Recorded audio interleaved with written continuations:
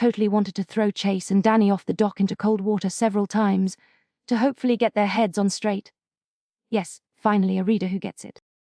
Must we begin with advocating violence against fictional teenagers? It sets a rather alarming precedent. And frankly, that quote lacks nuance. Nuance. These kids need a bucket of ice water, not nuance. Welcome back to Between the Covers, the only book show on Heart Book Radio that admits sometimes you just want to scream at the pages. Attempting, as always, to elevate the discourse.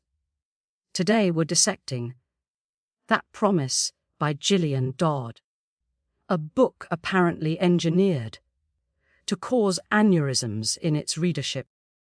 Engineered is right. This author basically wrote 300 pages of two hot people being absolute morons to each other because of something dumb that happened 2 years ago, and they were, like, engaged or something. They were childhood best friends who promised to attend the same college. Not betrothed. Accuracy.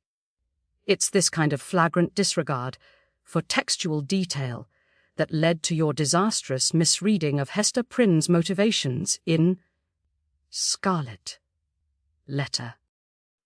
Oh, here we go. Hester was a boss.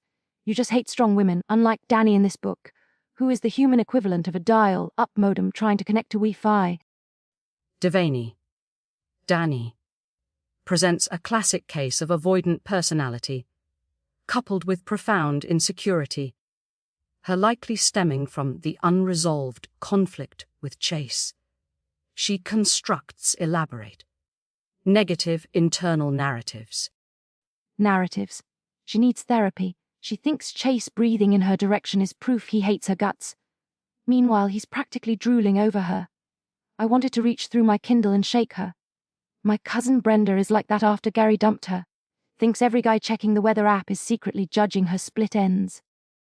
While I wouldn't equate Devaney's complex emotional state to your cousin Brenda's meteorological paranoia, her decision-making is questionable. Agreeing to a friends with benefits arrangement with Chase, given their history and her obvious feelings, it's self-sabotage on an epic scale. And Chase, don't get me started on Mr. Perfect high school football god who's now in college. Everyone online is like, "Oh, Chase is so dreamy. Everyone deserves a Chase. Gag me. He just stands there looking handsome while Dani implodes. He's enabling her. Plus, isn't it a little skeevy? College guy, high school girl, even if they knew each other." The age difference, while technically legal in most jurisdictions, depending on specific ages not fully clarified, does add a layer of problematic power dynamics. He possesses a maturity and life experience, theoretically, that she lacks, though his emotional intelligence seems equally stunted in this dynamic. He's less a saint, and more, her passively complicit in the mutual confusion. Passively complicit. He suggested the friends with benefits thing. He's thrilled. He's probably thinking with his, well, you know, he's not thinking about Dani's basket case brain. They're both idiots. I hate them. But I couldn't stop reading. What is wrong with me? That is the dark magic of the genre. The author manipulates reader frustration, dangling resolution like a carrot. It's the narrative equivalent of junk food.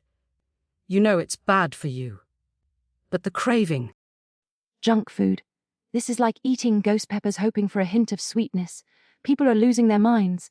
This one reviewer, get this. I cried so much that people kept asking if I was okay while I was reading it, in public, crying in public over these two numbskulls.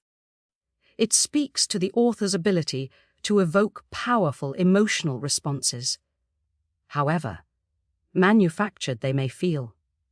Some reviews lard it as roller coaster. Others, like our doc, Throwing Friend, express pure, unadulterated rage. Which brings us to the core question. Is a book that makes you want to commit acts of minor assault against its characters, actually good? Good. It's infuriating. It's like, okay, if Dani were a sandwich, what would she be? A sandwich. That's absurd. No. Play along. She'd be like a mayonnaise sandwich on soggy white bread, all bland insecurity and falling apart. Very well.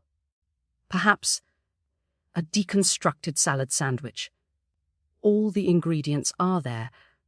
Lettuce representing her surface, level, composure.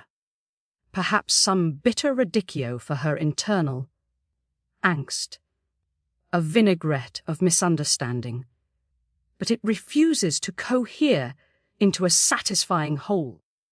Chase, conversely, might be a perfectly grilled panini, outwardly appealing, but ultimately lacking surprising depth.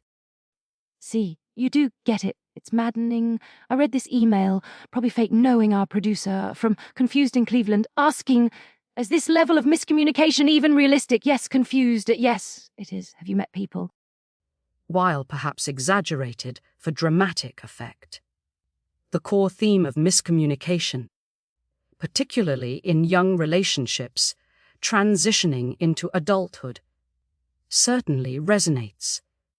The execution, however, relies heavily on the characters consistently choosing the least logical, least communicative path available. It tests patience. Tests patience. It obliterates it. Okay, final verdict time before I actually throw my microphone. Very well.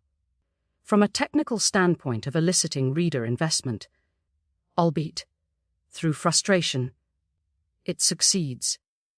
But as a portrayal of healthy relationship development, utterly catastrophic. I give it 3 out of 5 therapy referrals required. Therapy referrals? Weak.